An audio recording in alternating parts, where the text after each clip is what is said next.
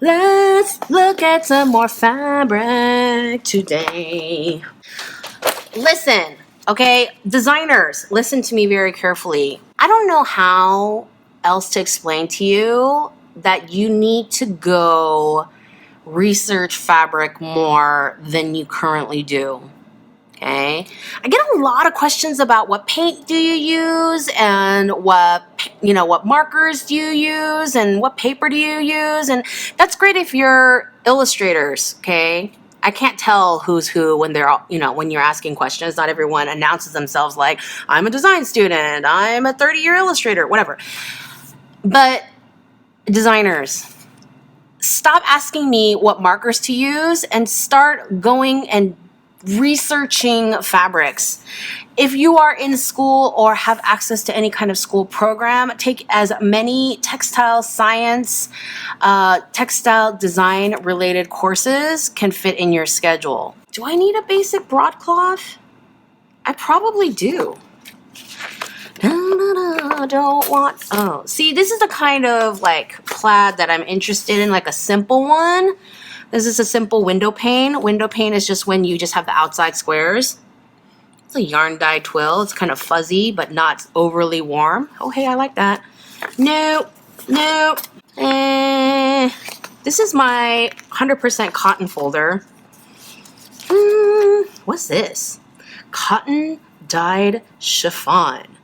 Oh, hey, I like it. Ooh, wrinkly. This is lawn.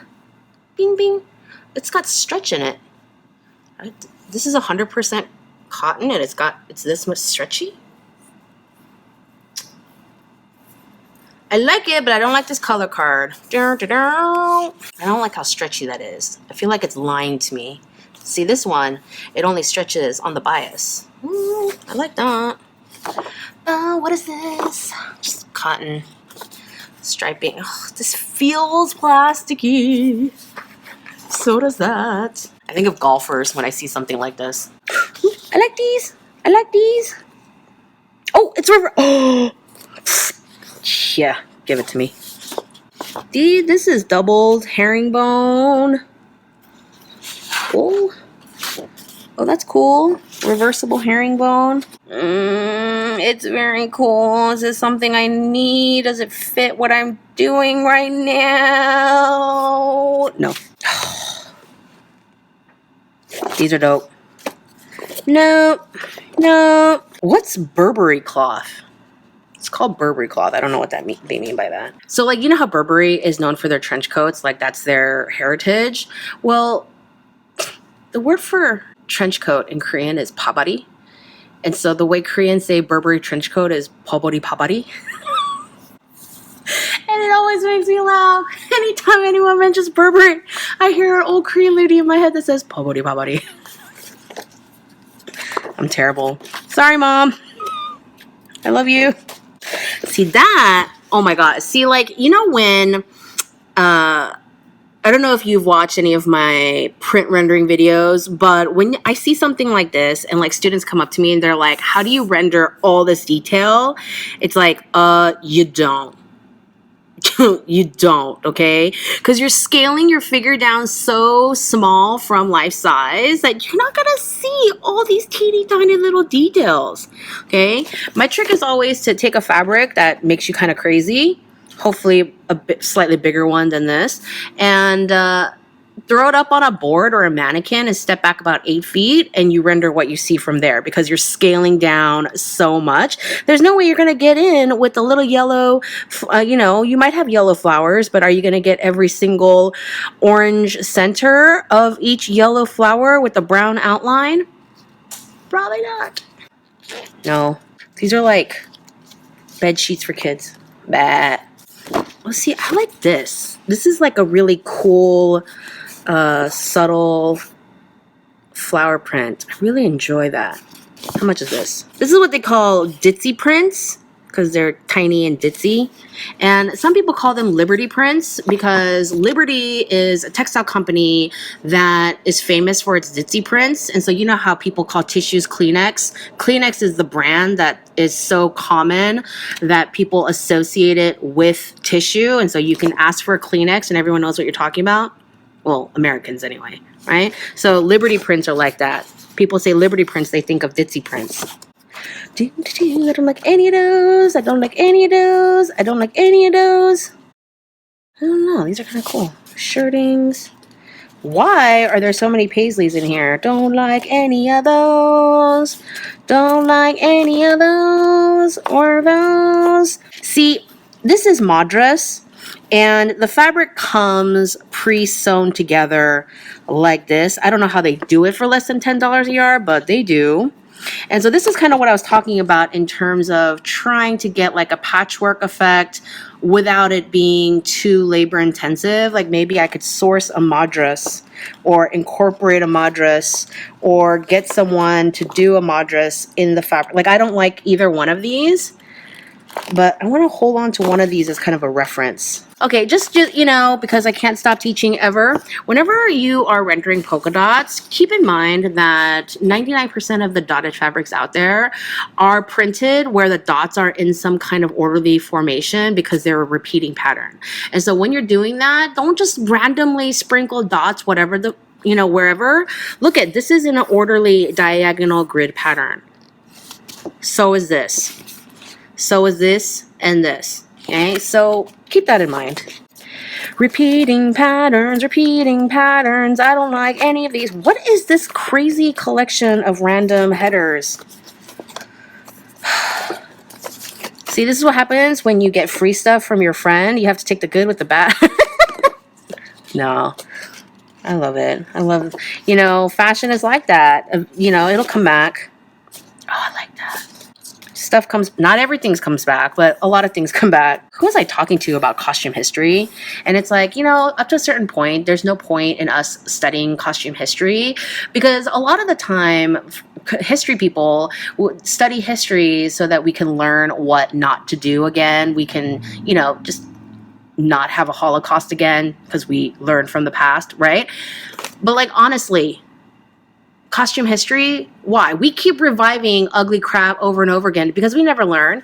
We keep thinking that bell bottoms is a good idea again, and then we bring those right back, and then we're like, oh yeah, this was a bad idea, put those away. And then we'll bring them back again later because we never learn our lesson. This is an 11.2 ounce denim. See how thick that is? Ew, no. No, no, no. Corduroy. It was back in for a second. And then we're like, yeah, let's put that away again. I love this red. Oh, yes. What is happening here? I'm going to put those aside for a second. Pima text. Da-da-da-da-da-da. This red. Brushed twill. You can see the brush. It's the camera picking it up. Come on, camera. Do your job. Can you see how the surface of it looks like it's been scoured and brushed with like a wire toothbrush or something? Lyocell cotton broadcloth. That feels kind of cool. Kind of drapey and matte at the same time. Oh, that's nice. Do I need it? No, not really, but it's nice. It's organic. Oh, but I like it. But it's nice. I like it, but it's nice. I don't need it. But see, now I'm thinking maybe I could replace some of the linen things that I had before that were of similar weight because linen tends to be more expensive than cotton. So yeah, you know, keep thinking about your price point. Keep thinking about your customers' needs and your needs. Don't think about everything that's cute. I've chucked a lot of stuff that I think is cute. Some of it is terribly ugly. Some of it is really cute. But do I need it right now? No. Do the colors work right now? No.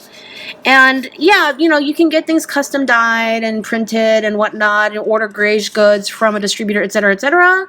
But I like to start with what's in stock because everything is faster and cheaper that way.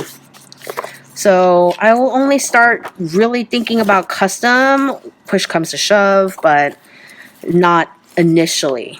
Look at these cute little ladybugs. Look at these little owls. They're so cute. Oh God. I just feel like this is such a cute little whimsical thing. No, it doesn't work. Does it? I don't know. I think it would add like a cute little touch of whimsy. The white one and the indigo blue one. Okay, let's think about it. But yeah, someone was asking me the other day, Zoe, I have this problem where I pick too many inspiration images. And you know what? If your problem is you're picking too many inspiration images and you know that you're picking too many inspiration images, then stop. Okay, that sounds mean. Okay, I don't mean to be mean. What I'm saying is if you are aware of a problem, just freaking stop doing it. It's a much bigger problem if you don't know that you're doing it. But you need to learn how to edit. One option you can do to help yourself learn how to edit is if you have a million inspiration images, try to put them to like themes. Pick 2 themes. They don't have to go well together. Often, like some of the best design projects come from 2 clashing themes, somehow are fully merged together into one clothing collection. But just pick 2 themes. Okay, your 2 strongest themes, your 2 favorite themes. And you're like, I have too many themes, Zoe. Which theme do I pick? I can't help you with that. Okay, you have to figure out which 2 are your best 2 themes. That's where your personal tastes and strengths come from. So pick 2 themes. Pick images that fit into those 2 themes, and chuck the rest. Oh, I like this one. Oh no, I don't. It's knit. Why is this doing in this pile? If you're like, go through all your images, and whatever does not fit into those 2 themes, put it away for a future project. Nobody says you have to throw it away. Just save it for another day. You know, good inspirations are good inspiration images, and just because you're not using it right this second, ooh, I like that. I like this texture. Now, just because you're not using it right this second doesn't mean that you're never going to use it. Cool image is a cool image. Have I ever told you that my photo database of inspirational images is about 65,000 images?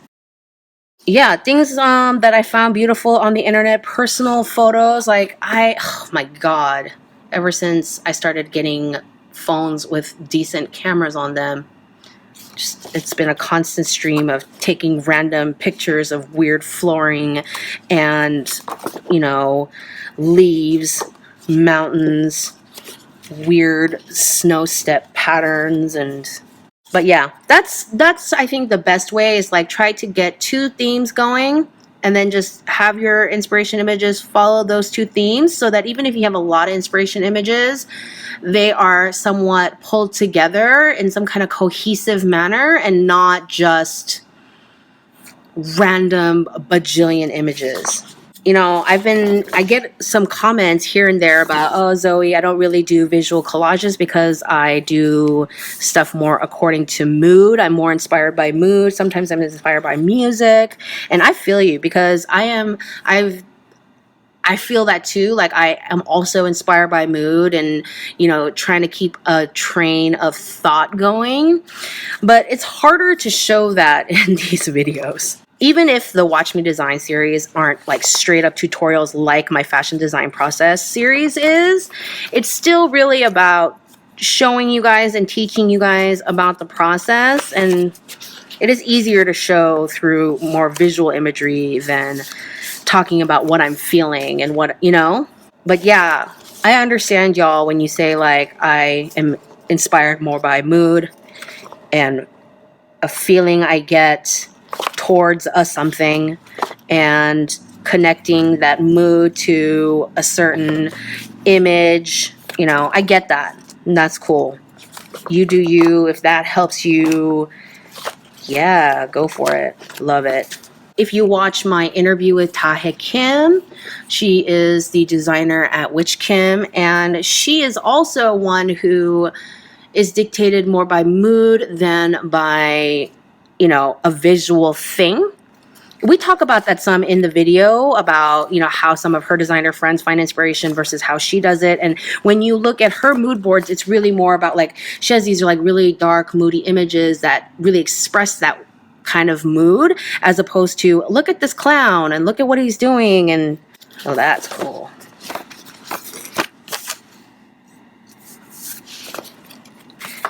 You know, instead of those kinds of things, it's like, look at this killer clown creeping in the shadows, being the creepiest thing ever. Those are great. Feel free to think about it in terms like that.